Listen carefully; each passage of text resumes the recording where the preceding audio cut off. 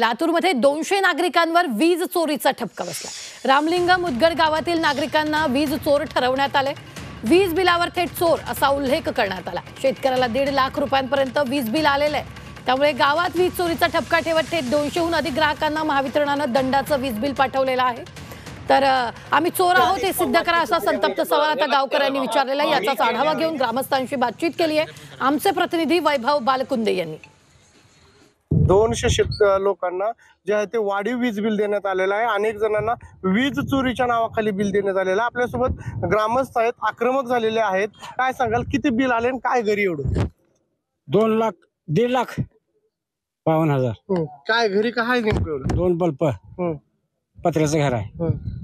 पण एवढं कसं काय बिल आले? तुम्ही गेले नाही का महावितरणकडे? गेलतो, कमी करतो म्हणले त्यांनी।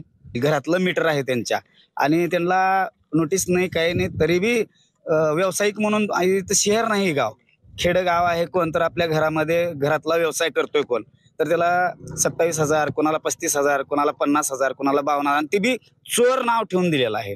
मग आमच्या गावची प्रतिमा ह्या महावितरण कंपनीनं एक चोर अशी प्रतिमा ह्या आमच्या रामलिंग मुदगडच्या नागरिकाला चोर समजून असं उल्लेख केलेला आहे। 200 जणांना चोरी आणि चोराचा आरोप असं टाकून त्यांनी सगळ्यांना दंड ठोठावला आला आहे। तरी या संपूर्ण गोष्टीची शहानिशा व्हावं आणि या रिडिंग प्रमाणे खरोखरच जे रिडिंग आहे त्याच पद्धतीने मीटर बिल देण्यात यावं आणि जे जास्तीची रक्कम आकारणी केलेली आहे ते कमी करावं अशी अपेक्षा आहे। वैभव बालकुंदे, जी मीडिया, लातूर।